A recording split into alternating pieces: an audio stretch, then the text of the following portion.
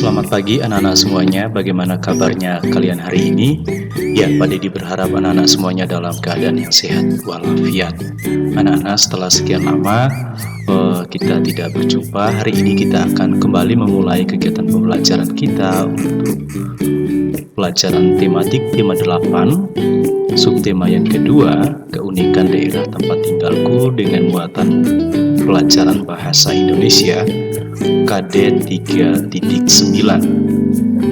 Maka dari itu, Pak Deddy berharap anak-anak semuanya dapat mengikuti pembelajaran hari ini yang Pak Deddy sajikan, karena materi pembelajaran kita hari ini masih berkelanjutan dengan materi pembelajaran sebelumnya. Jika pada pembelajaran sebelumnya di subtema yang pertama kita belajar mengenai teks fiksi, macam-macam teks fiksi, kemudian perwatakan yang terdapat di dalam teks fiksi, unsur-unsur intrinsik yang terdapat di dalam teks fiksi, maka hari ini kita akan melihat kembali apa itu teks fiksi. Teks fiksi merupakan teks yang berisi cerita rekaan atau didasari dengan angan-angan atau fantasi, atau bahasa lainnya hayalan, dan itu bukan berdasarkan kejadian yang nyata. Maka setiap teks fiksi yang kita baca itu dibuat berdasarkan imajinasi pengarangnya. Misalnya dongeng atau novel ataupun cerpen yang pernah kita pelajari pada subtema sebelumnya. Salah satu contoh teks fiksi itu apa? Misalnya cerita rakyat. Jadi pada pembelajaran sebelumnya kita juga pernah bahas bahwa cerita rakyat itu berkembang di dalam masyarakat pada masa lampau yang sangat beraneka ragam dan menjadi kekayaan budaya dan sejarah yang dimiliki setiap bangsa. Kenapa disebut sebagai kekayaan atau sejarah yang dimiliki setiap bangsa? Karena setiap cerita rakyat tersebut memiliki keterkaitan atau keterhubungan dengan budaya dan sejarah. Katakan misalnya salah satu jenis dongeng yang kita kenal misalnya legenda. Legenda itu berisi tentang terjadinya atau munculnya suatu tempat tertentu di suatu daerah. Misalnya legenda tentang Tangkuban Perahu, legenda tentang Kota Salatiga. Nah, itu semua merupakan bagian dari budaya dan sejarah yang dimiliki oleh setiap bangsa. Maka pada bagian ini kita dapat menyimpulkan bahwa hampir di setiap daerah itu memiliki legendanya masing-masing dan itu menjadi kekayaan. Nah, di sini cerita rakyat itu merupakan cerita dari zaman dahulu yang hidup di kalangan rakyat dan diwariskan secara lisan, secara turun-temurun hingga saat ini. Jadi model mewariskan ceritanya itu adalah secara lisan. Nah, sekarang karena perkembangan ilmu pengetahuan dan teknologi, kita bisa menemukan berbagai legenda, fabel, mite, atau cerpen dalam bentuk tulisan yang bisa kita baca. Kemudian pada pembelajaran yang berikutnya kita akan melihat unsur-unsur intrinsik di dalam cerita rakyat. Di sini Pak Deddy mencantumkan ada 6 unsur anak-anak. Yang pertama ada tema. Tema itu apa? Tema merupakan ide yang mendasari cerita. Jadi misalnya kalau kita mau membuat suatu cerita rakyat, kita harus tentukan temanya tentang apa. Kemudian ada tokoh dan watak. Tokoh ini merupakan pelaku cerita, sedangkan watak merupakan karakter tokoh pada cerita. Nah, pada pembelajaran sebelumnya kita pernah bahas ada tokoh yang berkarakter antagonis, protagonis, dan tritagonis. Kemudian unsur lainnya adalah alur atau plot. Nah, ini adalah jalan cerita pada sebuah kisah. Biasanya pada kisah-kisah atau cerita rakyat memiliki alur maju, alur mundur, dan alur campuran. Alur maju itu alur cerita yang berjalan dari awal hingga akhir. Sedangkan kalau alur mundur, anak-anak Pak Deddy pernah menjelaskan, misalnya pada alur mundur ceritanya itu dari belakang. ya. Diawali dengan persoalan-persoalan yang terjadi, kemudian diulang lagi dengan cerita dari awal sampai pada persoalan itu muncul. Kemudian alur campuran, ini alur cerita yang sedikit memiliki campuran antara kisah awal, kisah akhir maupun kisah bagian tengah-tengah dari sebuah cerita. Kemudian ada latar. Ini merupakan latar yang terdiri atas latar tempat, latar waktu, dan suasana. Nah, latar tempat ini menunjukkan di mana cerita itu terjadi. Kemudian latar waktu mau menggambarkan kapan sih cerita rakyat itu terjadi. Kemudian suasana dari cerita tersebut, suasananya apa? Apakah suasananya bahagia? Apakah suasananya sedih? Nah, itu adalah latar yang dapat kita temukan di dalam sebuah cerita rakyat yang menjadi unsur-unsur intrinsiknya. Kemudian ada sudut pandang, yang pada ditambahkan ada sudut pandang. Ini sebagai kedudukan dari seorang pengarang. Jadi pengarang cerita rakyat tersebut akan melihat ceritanya dari arah mana untuk membangun alur ceritanya. Kemudian hampir di setiap cerita rakyat itu memiliki amanat. Nah, ini merupakan pesan moral yang akan disampaikan penulis kepada pembaca atau pendengar. Maka sebagai contoh, anak-anak juga bisa membaca cerita rakyat yang ada di dalam buku LKS yang berjudul Semangka Emas. Nah, kalau anak-anak sudah membaca dongengnya, di sini kita akan melihat unsur-unsur intrinsik yang terdapat di dalam dongeng Semangka Emas. Baik, seperti tadi yang pada dikatakan, unsur-unsurnya apa di dalam dongeng tersebut? Temanya bertema sosial. Sedangkan tokoh dan wataknya ada dermawan, ini orangnya peduli, ini watak ya, dermawan, suka menolong dan tidak rakus. Itu adalah watak dari tokoh dermawan. Kemudian ada Muzakir.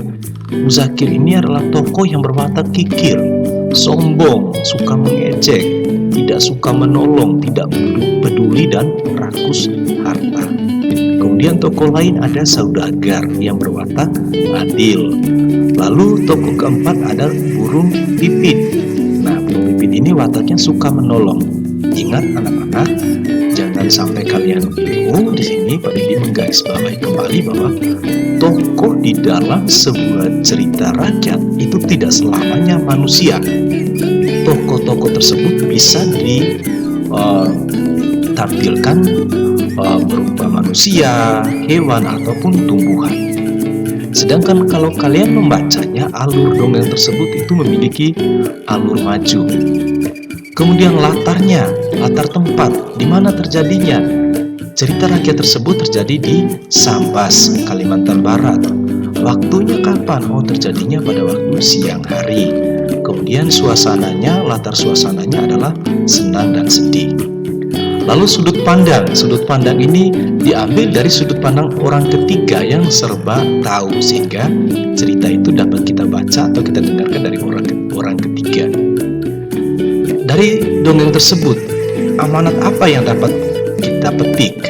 Nah, di sini dari cerita tersebut, jika anak-anak membacanya, maka di sana kita memperoleh pesan bahwa bersikaplah baik kepada siapapun, karena kelak akan mendapatkan balasan yang baik pula.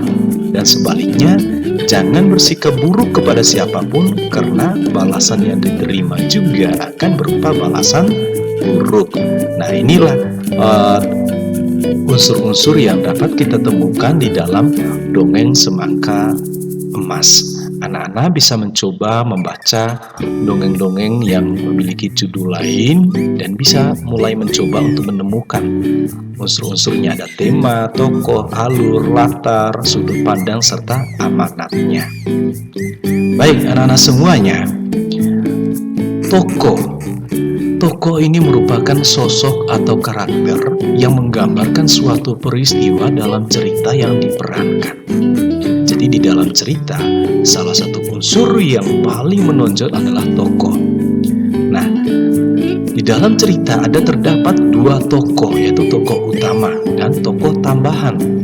tokoh utama yaitu tokoh yang memiliki peran penting dalam suatu cerita. Sedangkan tokoh tambahan, tokoh yang mempunyai peran untuk menunjang tokoh utama dalam cerita. Nah, tentang tokoh ini nanti di bagian akhir panitia akan menggarisbawahi sehingga anak-anak tidak mengalami kebingungan. Lalu, di dalam sebuah cerita, baik tokoh utama maupun tokoh tambahan akan memiliki watak atau karakternya masing-masing. Misalnya, di sini ada protagonis, antagonis, dan pritagonis. Nah, di pembelajaran sebelumnya sudah pada dijelaskan. Protagonis itu tokoh yang memiliki watak yang baik. Kemudian antagonis, tokoh yang memiliki watak buruk dalam cerita. Sedangkan pritagonis ini adalah tokoh yang menjadi penengah antara tokoh protagonis dan antagonis. Nah, ini watak yang diperankan oleh tokoh di dalam sebuah cerita, baik itu tokoh utama maupun tokoh tambahan. Sehingga dengan watak ini kita dapat melihat dan menemukan suasana ceritanya. Lalu, dalam sebuah cerita, kita juga dapat menemukan ada 3 jenis tokoh berdasarkan keterlibatannya. Ya, kalau tadi secara umum ada dua jenis tokoh utama dan tokoh tambahan. Tapi kalau kita mau melihat tokoh dalam cerita berdasarkan keterlibatannya, maka di sini dikelompokkan lagi menjadi 3 jenis tokoh. Ada tokoh sentral atau tokoh utama, kemudian tokoh bawaan, lalu ada tokoh latar. Tokoh sentral atau tokoh utama ini merupakan tokoh yang dianggap menghasilkan atau menguntungkan. Jadi tokoh utama ini sebagai pusat cerita dan penyebab munculnya konflik. Ya, kalau berdasarkan watak kita bisa menemukan di tokoh utama ini ada watak protagonis dan juga ada watak antagonisnya. Kemudian tokoh bawaan ini merupakan tokoh yang tidak begitu besar pengaruhnya terhadap perkembangan alur. Namun tokoh tambahan ini terlibat dalam pengembangan cerita. Lalu ada tokoh latar. Ini tokoh yang sama sekali tidak berpengaruh terhadap pengembangan alur. Kehadirannya hanyalah sebagai pelengkap dan berfungsi menghidupkan latar.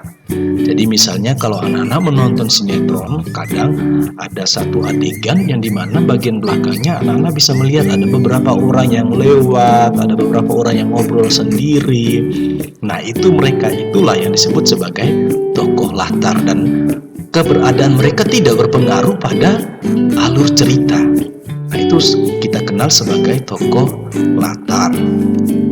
Nah, baik anak-anak semuanya, itu adalah penjelasan materi kita pada tema 8 subtema kedua.